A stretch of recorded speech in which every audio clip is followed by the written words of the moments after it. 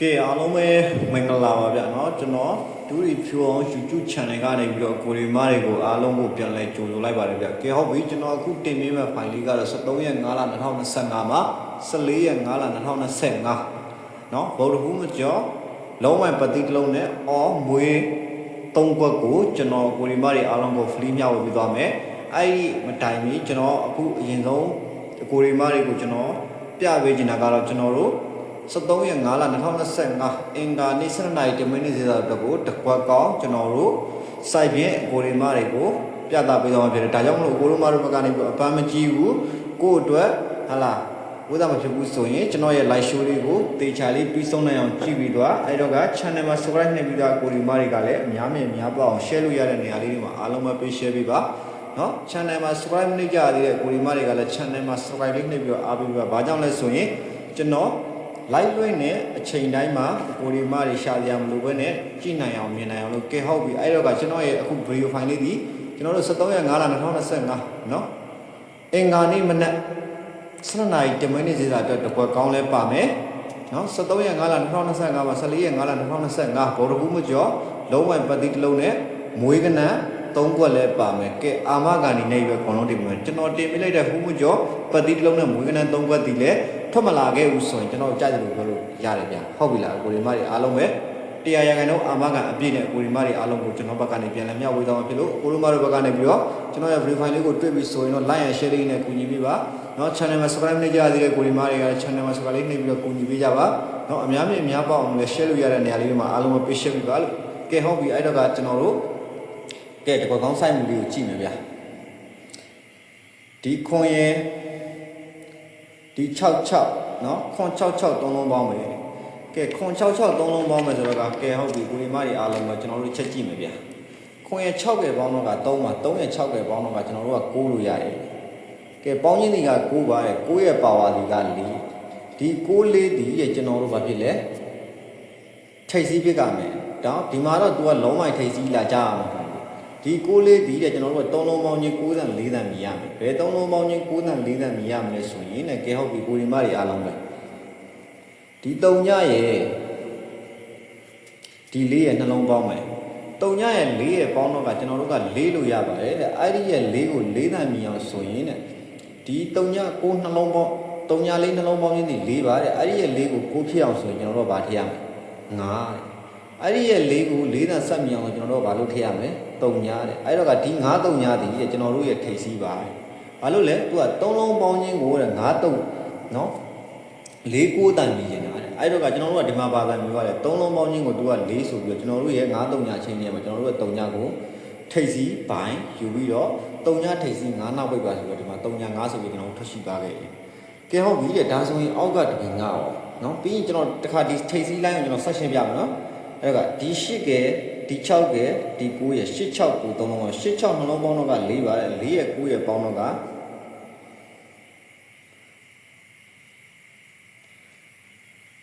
ကျွန်တော်တို့ဘာလဲ8 6နှလုံးပေါင်းတော့က4ပါ4ရဲ့9ရဲ့ပေါင်းတော့ကကျွန်တော်တို့က3ပါတယ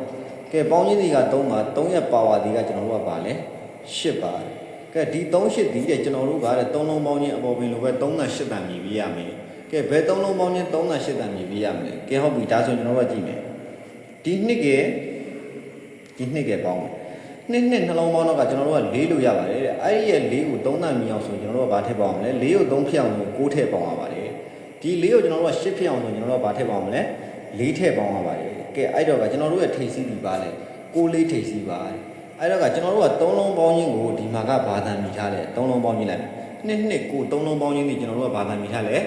3တန်မြည်ထားတယ်ကဲဒီ3တန်မြည်ထားတယ်တဲ့3လုံးပေါင်းချင်းကို3တန်မြည်ရဲတဲ့ဒီမှာကျတော့3လုံးပေါင်းချင်းကို4တန်မြည်ခဲ့တယ်ကဲဟုတ်ပြီတဲ့ဒါဆိုရင်တဲ့ကျွန်တော်တို့ကနှစ်ကို3လုံးပေါင်းချင်းဒီ3ဖြစ်လို့ကျွန်တော်တို့ရဲ့6လေးထိပ်စီးတဲ့ဘာထိပ်စီးကိုဆိုတာလဲဆိုရင်6ပိုင်းထိပ်စီးနဲ့6ထိပ်စီး6နောက်ပိုင်းနဲ့9ဆိုတဲ့ကဏ္ဍတစ်ခုပေါင်းကျွန်တော်တို့ထွက်ရှိခဲ့ကဲဟုတ်ပြီတဲ့ဒါဆိုရင်ကျွန်တော်တို့ကအင်္ဂါနေ့အဖွင့်နေမှာဆိုရင်တဲ့ကဲဘာကဏ္ဍလေးတွေဖြစ်မလဲဒီ9ရဲ့ဒီ9ရဲ့ဒီ10ကဲဒီ9 9 8 3လုံးပေါင်းမယ်9 9နှလုံးပေါင်းတော့က4ပါတဲ့9ရဲ့9ရဲ့ပေါင်းတော့က4ပါ4ရဲ့10ရဲ့ပေါင်းတော့ကကျွန်တော်တို့ဘာလို့ရလဲ2လို့ရပါတယ်အဲ့ဒါက2ကပါဝါဒီကျွန်တော်တို့ကဘာလဲခွန်ပါတယ်ဒီ2ခွန်ဒီတဲ့ကျွန်တော်တို့က3လုံးပေါင်းချင်း2တန်ခွန်တန်မြည်ရမယ်ကဲဒီ2ကိုကျွန်တော်တို့ဘာဖြစ်လဲ3လုံးပေါင်းချင်း နှစ်တန်ခွန်တာမြည်ပြရမယ်အဲ့တော့ကဘယ်သုံးလုံးပေါင်းချင်းဒီနှစ်တန်ခွန်တာမြည်ရမယ်ဆိုရင်အပေါ်ပင်တိုင်းမှာကျွန်တော်တို့ကဆက်ကြည့်မယ်နော်ဒီလေးရဲ့ဒီနှစ်ကပေါင်းမယ်လေးရဲ့နှစ်ကပေါင်းတော့ကကျွန်တော်တို့ကဘာလို့ရလဲ6ပါတယ်အဲ့ဒီရဲ့6ကိုနှစ်ဖြစ်အောင်ဆိုရင်ကျွန်တော်တို့ကဘာထိပ်စီးလဲ6ထိပ်စီးတယ်ကဲလေးနှစ်နှလုံးပေါင်းတော့က6ပါတယ်အဲ့ဒီရဲ့6ကိုဒီခွန်တာမြည်အောင်ဆိုရင်ဘာထိပ်စီးလဲ1ထိပ်စီးတယ်6တစ်ထိပ်စီးပါကဲအဲ့တော့ကကျွန်တော်တို့ကမနက်ဖြန်အတွက်ထိပ်စီးကျွန်တော်တို့ကဘာထိပ်စီးလဲ6တစ်ကထိပ်စီးပါကဲ6တစ်ကဘိုင်းထိပ်စီးပါတဲ့ကဲအဲ့တော့ကကျွန်တော်တို့ကမနက်ကိုတော့ကဲဒီထိပ်စီးတွေကနေဒီနှလုံးလေးကနေကျွန်တော်တစ်လုံးကိုပြန်ရွေးပေးမယ်နော်ကဲ6တစ်ဒီထိပ်စီးပြကမယ်အဲ့တော့ကကျွန်တော်တို့က6ကထိပ်စီးဖြစ်မှာလား1ကထိပ်စီးဖြစ်မှာလားအဲ့တော့6တစ်နှလုံးလေးကကျွန်တော်တို့ကတစ်လုံးရွေးပေးရမယ်ကဲဟုတ်ပြီတဲ့ဒါဆိုရင်ねကျွန်တော်တို့ကနောက်ဘိတ်ကလေးကိုတစ်ချက်ကြည့်မယ်ကဲနောက်ဘိတ်ကလေးကိုတစ်ချက်ကြည့်မယ်ဆိုတော့ကကဲဟုတ်ပြီကိုရီမတွေအားလုံးကကျွန်တော်တို့နောက်ဘိတ်ကလေးကိုတစ်ချက်လိုက်ကြည့်လိုက်မယ်ဗျာနော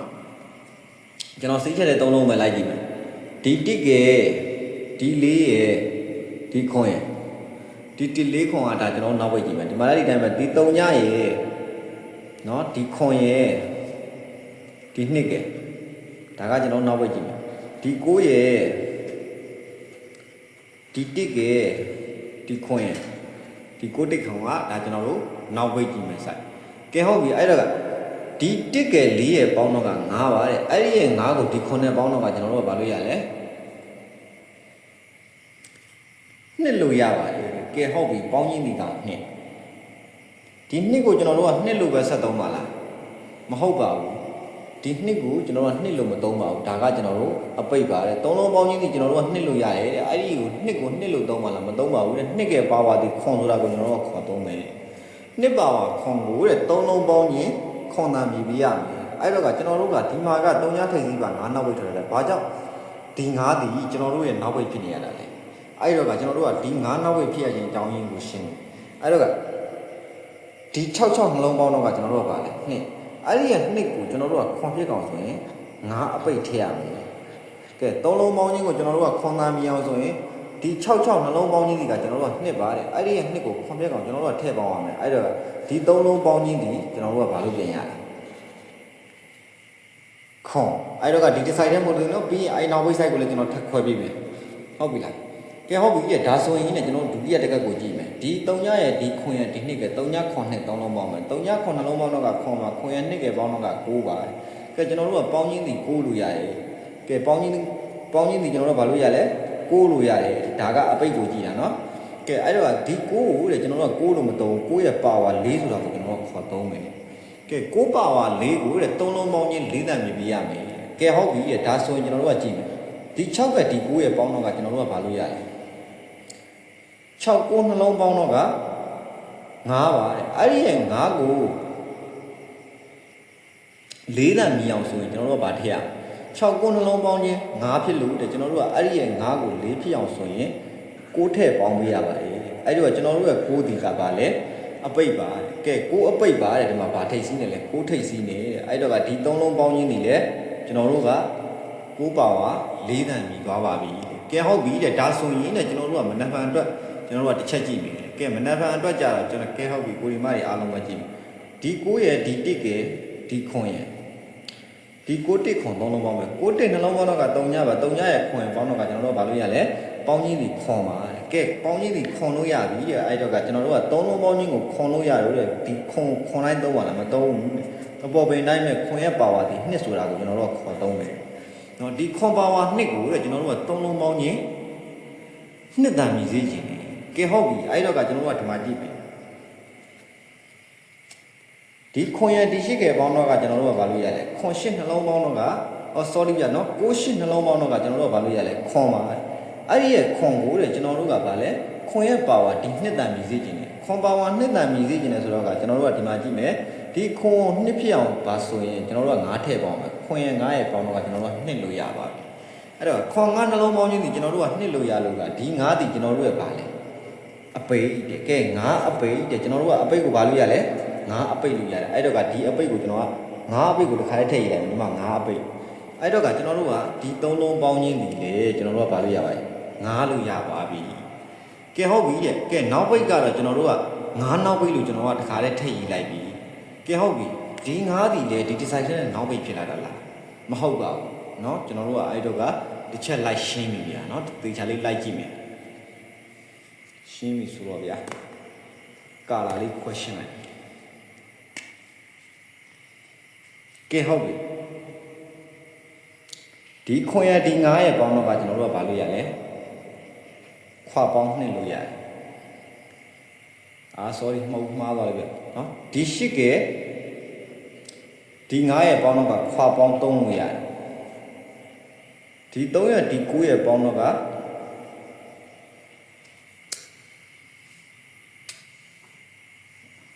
ကျွန်တော်မှားတာဗျ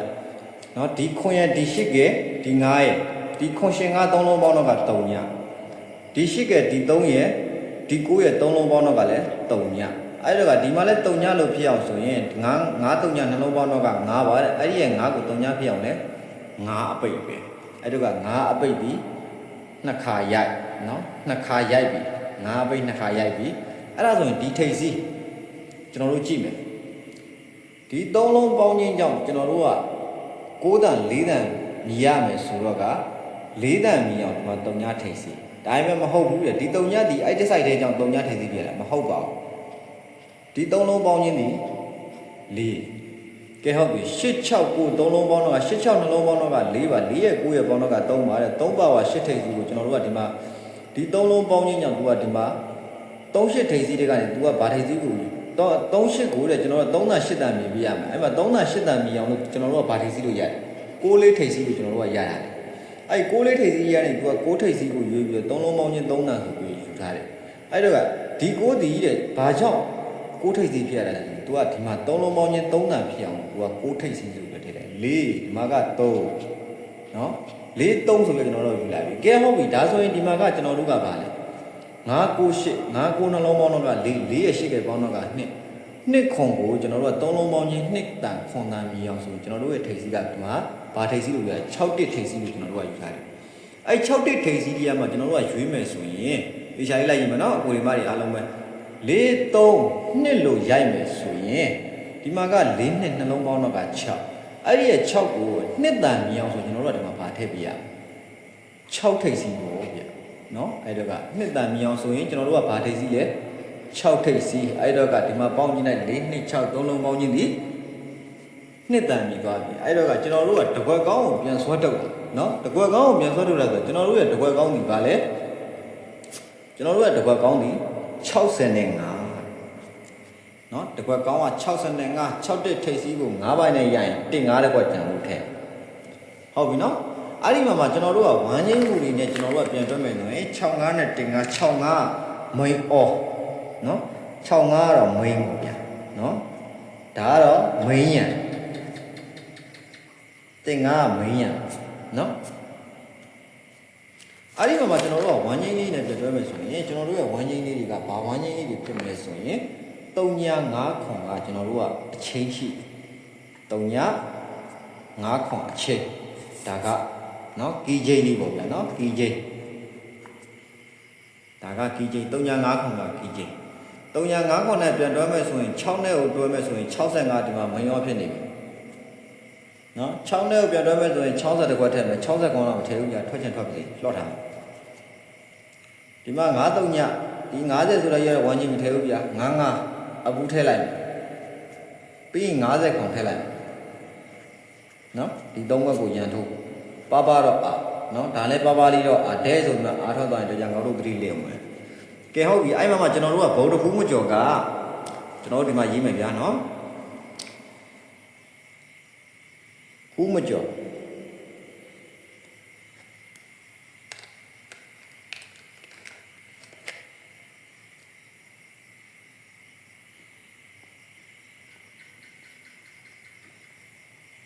ဖူးမကျော်မွေးကမွေးပတ်သည်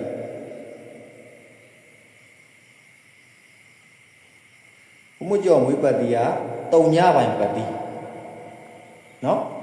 ကဲပတ်သည်တွေလိုက်ကြတဲ့ကိုရီမတွေများအားလုံးပဲပတ်သည်ကတော့ကျွန်တော်တို့3ညပိုင်းပတ်သည်3ညနဲ့ပတ်သက်ရင်ကျွန်တော်တို့ကအဲ့ဒီမှာတင်ထိုးရမှာက3ည1 3ည1က3ည9ရယ်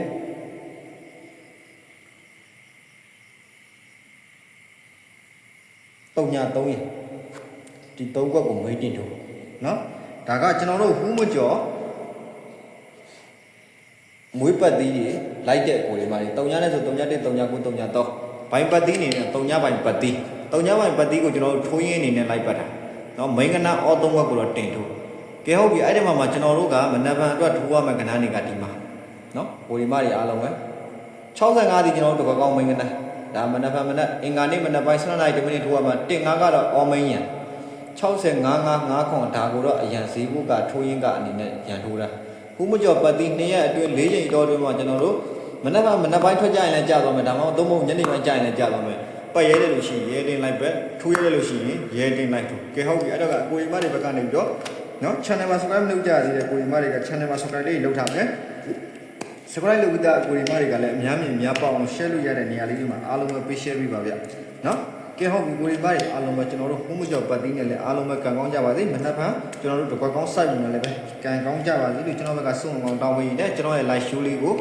ဒီနေရာတွေမှာပဲရှင်းနာခွင့်ပြုပါအောင်ဗျကဲဟုတ်ပြီကျွန်တော်တို့ခုမကျော်ပတ်သီး3ညပိုင်းပတ်သီး3ည1 3ည9 3ည3တင်ထိုးပါမနက်ဖြန်အတွက်ကျွန်တော်တို့တကွက်ကောင်းက65မိန်ရန်နေနဲ့15တကွက်အားထိုးမယ်65-5 ခေါင်းเนาะဒီ3ကွက်ကိုတော့ထိုးရင်းနေနဲ့အားထိုးပါ65တကွက်ကောင်းเนาะတင်ထိုးပါဗျကဲဟုတ်ပြီကိုရီမတွေအားလုံးပဲကံကောင်းကြပါပြီเนาะ